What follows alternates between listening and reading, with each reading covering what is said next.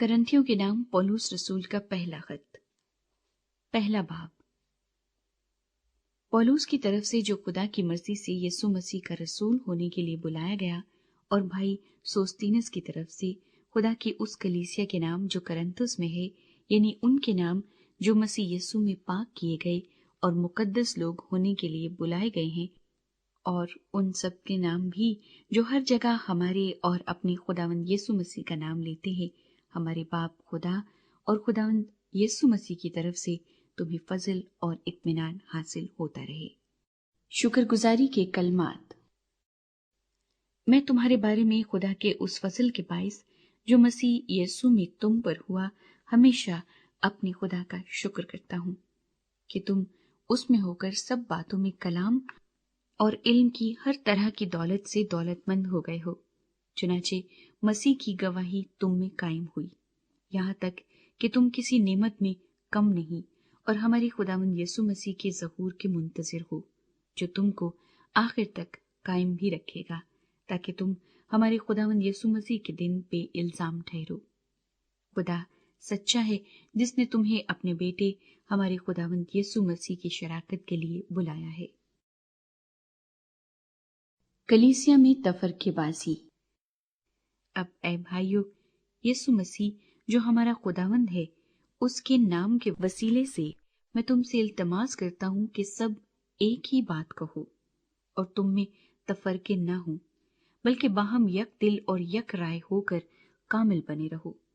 क्योंकि ऐ भाइयों, तुम्हारी निस्बत मुझे खिलवे के घर वालों से मालूम हुआ कि तुम में झगड़े हो रहे हैं। मेरा ये मतलब है कि तुम में से कोई तो अपने आप को पौलुस का कहता है, कोई अप्लूस का, कोई कैफा का, कोई मसीह का। क्या मसीह बट गया? क्या पौलुस तुम्हारी खातिर मसलूब हुआ, या तुमने पौलुस के नाम पर बपतिस्मा लिया?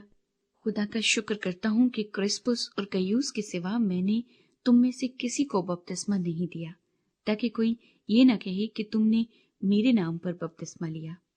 हाँ, स्तिफनास के खानदान को भी मैंने बपतिस्मा दिया। बाकी नहीं जानता कि मैंने किसी और को बपतिस्मा दिया हो, क्योंकि मसीह ने मुझे बपतिस्मा देने को नहीं भेजा, बल्कि खुशखबरी सुनाने को, और वो भी कलाम की हिकमत से नहीं, ताकि मसीह की सलीब बेतासीर न हो। यीशु मसीह खुदा की कुदरत और हिकमत। क्योंकि सलीब का पैगाम हलाक होने वालों के नजदीक तो बेवकूफी है, मगर हम निजात पाने वालों के नजदीक खुदा की कुदरत है, क्योंकि लिखा है कि मैं हकीमों की हिकमत को नेस्त और अक्लमंदों की अक्ल को रद्द कर दूंगा। कहाँ का हकीम, कहाँ का फकीह, कहाँ का इस जहान का बहस करने वाला? क्या खुदा ने दुनिया की हिकमत को बेवकूफी नहीं ठहराया? इसलिए कि जब खुदा की हिकमत के मुताबिक दुनिया ने अपनी हिकमत से खुदा को न जाना, तो खुदा को यह पसंद आया कि इस मुनादी की बेवकूफी के वसीले से ईमान लाने वालों को निजात दे।